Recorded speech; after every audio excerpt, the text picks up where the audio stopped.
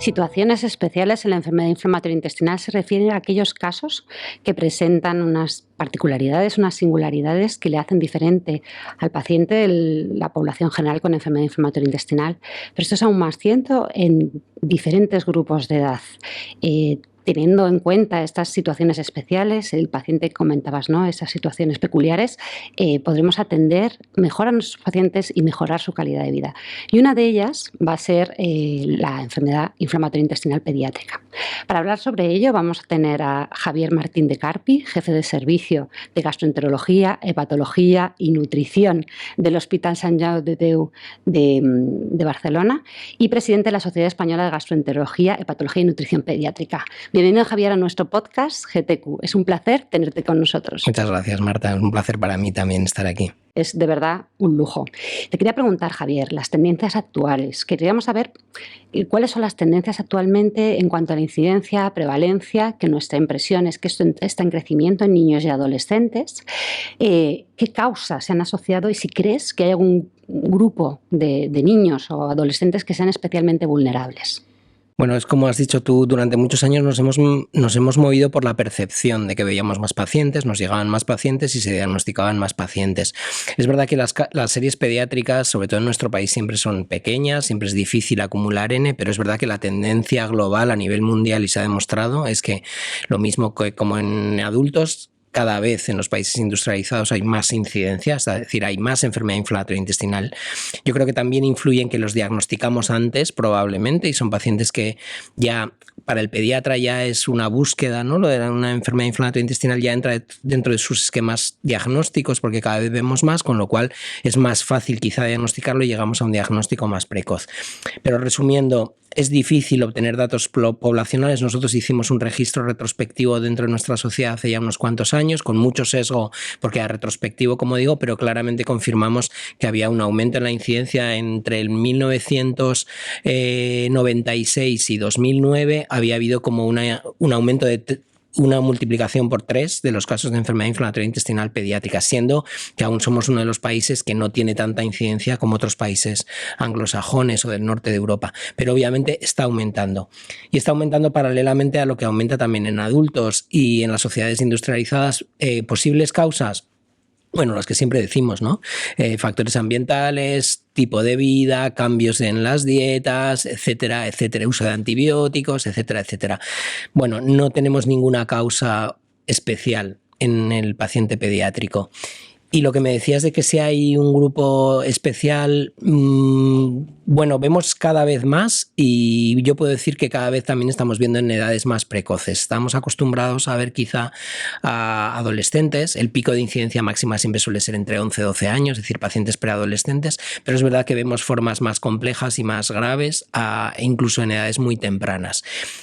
Con lo cual lo que quiero decir es que esa vigilancia que tenemos que hacer para diagnosticar tiene que abarcar todas las edades. Obviamente hay causas más frecuentes en edades más tempranas de sintomatología parecida, pero que no perdamos de vista que puede ser una enfermedad inflamatoria que debuta en edades precoces. Y por suerte cada vez está más sensibilizado, como comentabas, ¿no? Exacto. Y esos diagnósticos no se demoran, que eso sí que va a cambiar realmente el pronóstico de nuestros pacientes. Exacto, yo creo que es fundamental. Es decir, yo siempre digo que nosotros, el paciente pediátrico es muy vulnerable en algunas cosas y nos marca mucho lo que es el periodo de crecimiento. Es decir, tenemos que tener en cuenta que una enfermedad crónica orgánica en un niño en crecimiento siempre puede comprometer su crecimiento y estamos en unas fases pues que hay que intentar atajar la enfermedad lo antes posible, hay que intentar diagnosticarlo pronto, diagnosticarlo bien, poner las medidas terapéuticas adecuadas para que al menos todo ese periodo de crecimiento que abarca la adolescencia, la preadolescencia, adolescencia, pues lo logremos preservar, ¿no? La vida es muy larga, pero tenemos que preservar esos momentos de crecimiento y de desarrollo.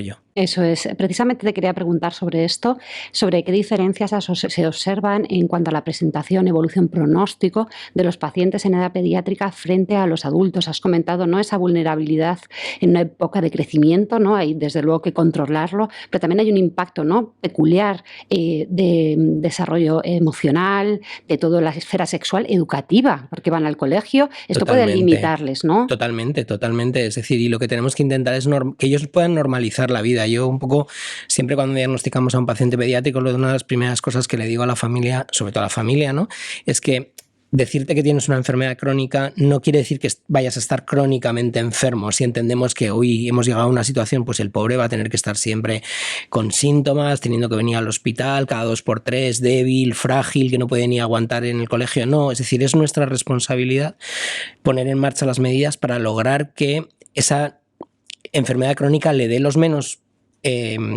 problemas posibles, es decir, que logremos revertir la situación de tal forma que el paciente, bueno, lo que siempre buscamos en una enfermedad inflamatoria, lograr la remisión para que el paciente pueda llevar la vida más normal. Entonces, obviamente, que repercuta menos en su escolarización, en su socialización, en el entorno familiar. Es decir, hay muchos aspectos que se tocan y se fastidian cuando un paciente crónico, ¿no?, debuta en la pediátrica, porque altera mucho la dinámica familiar, altera las relaciones sociales, las posibilidades de toda la familia de hacer cosas, y entonces yo creo que tenemos que ser muy incisivos en contra de la enfermedad, o por así decirlo. Tenemos que controlar muy de cerca la enfermedad, porque todo lo que logremos que se normalice su vida en todas estas esferas que estamos contando, pues será beneficioso para el paciente y su desarrollo emocional y físico y psicológico y de pareja y familiar a lo largo o para toda su vida. No, desde luego que me encanta este abordaje que comentas, ¿no? De la salud no solo es la ausencia de enfermedad, sino un bienestar Exacto. físico, psíquico, ¿no?, social y de impacto, ¿no?, que realmente tienen los pacientes, y en eso está el abordaje multidisciplinar. Y precisamente en esto entramos los gastroenterólogos de adultos, ¿no? Esa transición que deberíamos hacer con vosotros.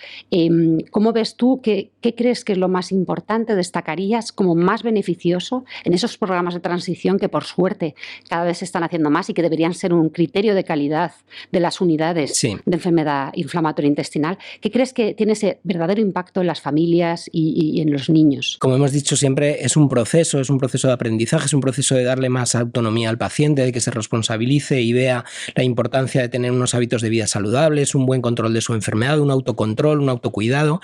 Y en ese proceso siempre al final acaba un poco, sí, pero al final vamos a, como a lo desconocido, porque llevan con el equipo pediátrico durante muchos años. Al final hemos sido sus paños de lágrimas, hemos vivido momentos buenos, momentos malos, momentos regulares, momentos de subidón, momentos de bajón. Y yo creo que una de las cosas que, después de la experiencia de hacer transición durante muchos años, es que ellos palpen la continuidad. Es decir, cada hospital y cada centro, y esto lo sabemos, pues tiene sus peculiaridades y puedes organizar la transición de una forma o de otra. Pero creo que una de las cosas que más nos ayuda a nosotros es que nos vean físicamente juntos, pasar visita físicamente juntos, comentando la historia del paciente, que vean que hay un entendimiento, que se comparten visiones, estrategias, que nos vamos un poquito más allá. Yo creo que eso que es poco, porque al final dices tú, bueno, si al final es poco, nos cuesta poco realmente. Pues eso les da mucha tranquilidad, porque al final tú les has presentado al equipo, tienen confianza en ti como pediatra, y entonces tú estás diciendo, no, es que es como yo le doy el relevo o le doy el testigo, y puedes confiar en ellos, y ellos conocen tu enfermedad y ya les hace como les da como mucha más tranquilidad. No, desde luego que cuando empezaron la transición, para mí me parecía curioso, ¿no?, de por qué tiene que hacer un niño una transición, pero desde luego que el abordaje es diferente. En adultos hay un volumen mucho mayor, muchas veces nosotros no tenemos ese tiempo, esa accesibilidad, y tampoco tenemos ese manejo que a lo mejor quizá sea más paternalista y más accesible de los pediatras, y sí que esa transición suave y en común y juntos realmente es un antes y un después en épocas tan rebeldes y tan duras como la adolescencia. Difíciles, que todos hemos sido adolescentes, ¿no? Sí. Y además es que al final es un paciente que lleva una historia detrás. O sea, tú cuando te llega un paciente adulto joven, un paciente más mayor que le han diagnosticado, bueno, pues me imagino que las unidades especializadas llegan después de un diagnóstico, quizá un tiempo, se ha demorado, ha llegado más tarde, lo mandan de un hospital más pequeño, pero su historia es reciente probablemente. Pero el paciente que viene de años ya tiene una carga detrás. Entonces, claro, yo creo que nunca es equiparable a un paciente que le acabas de diagnosticar, que va a vivir toda la enfermedad con un nuevo equipo, con su equipo, sino que él viene de una historia de dudas, de problemas, de comentarlo con el equipo pediátrico, de una visión, de una accesibilidad, y eso hay que modularlo para que se adapte bien al nuevo modo de atención, que obviamente tiene sus peculiaridades. Claro que sí, porque siempre detrás de una persona hay una historia. Exacto. Y si no la entiendes, si no la contáis o la vivimos con vosotros, realmente estaremos muy perdidos, ¿no? Esta época de rebeldía, falta de herencia, etcétera, donde el paciente tiene que ser autónomo. Te quería preguntar, Javier, una de las cosas en las que puede haber alguna diferencia es en el tratamiento farmacológico. Actualmente, ¿Cuáles son las recomendaciones para ese tratamiento? Y en concreto, ¿hay casos específicos en los que se prefiera un tipo de tratamiento u otro o evitarse en edad pediátrica? Bueno, nosotros quizá la diferencia fundamental, hay varias diferencias. Una de las diferencias fundamentales es que nosotros en la enfermedad de Crohn pediátrica o leve moderada utilizamos mucho las terapias nutricionales que han demostrado desde hace décadas que funcionan muy bien para la inducción de la remisión, pues prácticamente equivalente a los corticoides, con todas las ventajas que tiene desde el perfil nutricional, mejoras la situación nutricional, evitas utilizar corticoides, que intentamos evitar al máximo, sobre todo en periodos de crecimiento.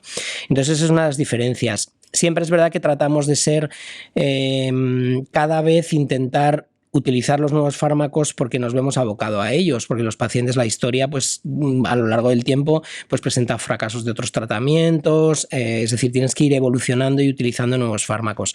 Pero es verdad que nos intentamos evitar al máximo los riesgos inherentes a los fármacos, intentamos ser más protectores en cuanto a efectos secundarios, pero al final tenemos que utilizar también nuevos fármacos.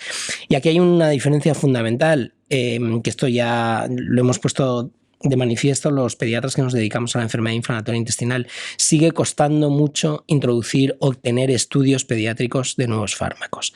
Tenemos una demora muy importante a la hora de poder utilizar los fármacos, que normalmente es cosa de años, es decir, años donde nos podemos quedar.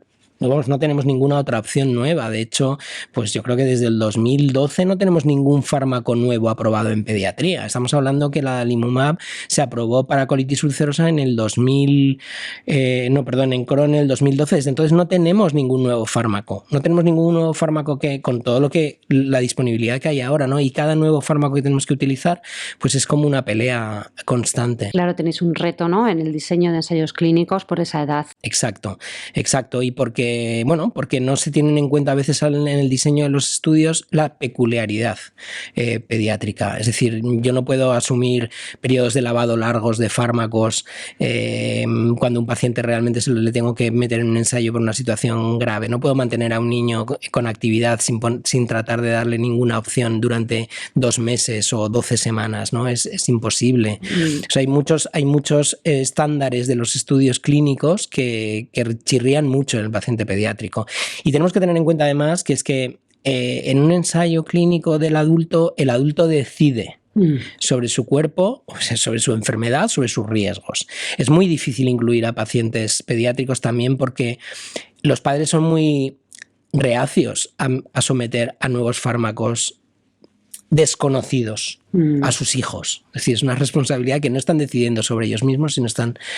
con lo cual hay mucho que mejorar ahí de cara a poder utilizar cada vez más fármacos y nuevos fármacos en los niños. Está claro que tenemos desafíos, muchos, pero también, ¿no?, entusiasmo también nos tenéis a nosotros, que yo creo que podemos estar de la mano de vosotros y colaborar con nuestra experiencia, ¿no? Claro, y es fundamental. Yo creo que el apoyo de las unidades de adultos siempre es buena, porque al final nosotros pues tenemos, ya digo, menos casuística, menos experiencia en determinados fármacos, tenemos menos margen porque no sabemos utilizar a veces todo lo nuevo que va apareciendo, y vuestra experiencia va marcándonos un poco el camino, ¿no? Con las peculiaridades del paciente pediátrico, pero tratando un poco de aprovechar, ¿no?, de todo lo que vosotros vais desarrollando y aprendiendo también. Pues con este mensaje tan bonito, ¿no?, de ese abordaje multidisciplinar donde verdaderamente somos equipo, hay una transición, hay un antes y un después.